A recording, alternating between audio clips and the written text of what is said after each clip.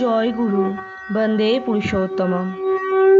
একটি বছর তিনেকের বাচ্চা নাটমণ্ডপে প্রবেশ করে একেবারে আচার্যদেবের কাছাকাছি চলে এলেন। কি ঘটল তারপর জানতে হলে সম্পূর্ণ ভিডিওটি দেখুন।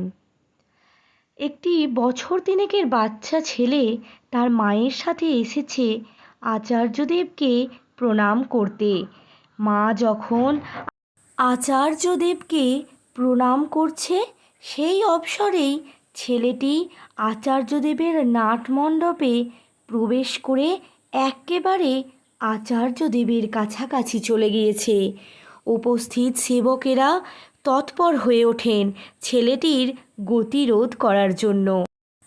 আচার্যদেব তাদের থামিয়ে দেন।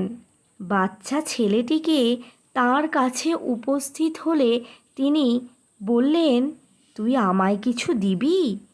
বাচ্চাটি সাথে সাথেই তার প্যান্টের ডান দিকের পকেটে হাত ঢুকিয়ে এক মুঠো লজেন্স বের করে আচার্যদেবের দিকে এগিয়ে দেয়।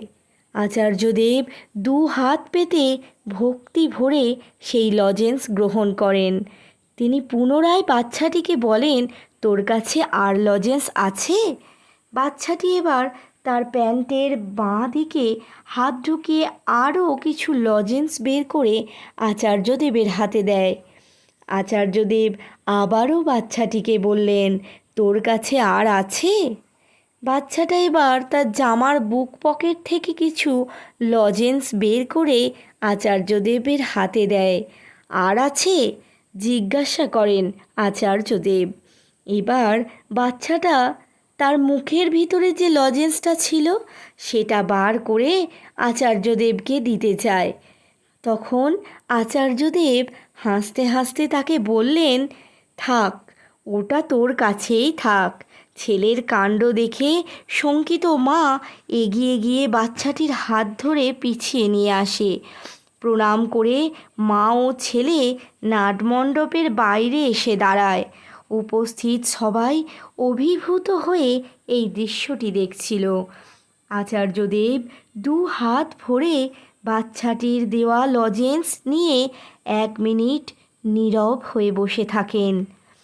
তারপর পরম ভক্তি ভরে সমস্ত লজেন্স পূর্ণ করযুগল কপালে ঠেকিয়ে লজেন্সগুলো পরম যত্নে পাশে রেখে দেন। সমগ্র নাট মণ্ডপ স্তব্ধ। নীরবতা ভেঙে আচার্যদেব বলে উঠলেন, এই বাচ্চাটা আজ আমাদের একটা অত্যন্ত মূল্যবান শিক্ষা দিয়ে গেল। ঠাকুরকে ভালোবাসতে হয় এভাবেই, নিজের সমস্ত কিছু উজাড় করে দিয়ে। যে উজাড় করে দেওয়ার মধ্যে কোনো সংশয় নেই, দ্বিধা নেই, কোনো প্রত্যাশা নেই, আছে শুধু এক অন্তহীন ভালোবাসা। ও আমাদের আজ অপ্রত্যাশী ভালোবাসার শিক্ষা দিয়ে গেল। তাই তো আচার্যদেব প্রতিদিনই বলছেন, ঠাকুর আমাকে ভালোবাসেন কি না এটা আমার কাছে প্রশ্ন নয়, আমি ঠাকুরকে ভালোবাসি কি না এইটা আমার বিবেচ্য।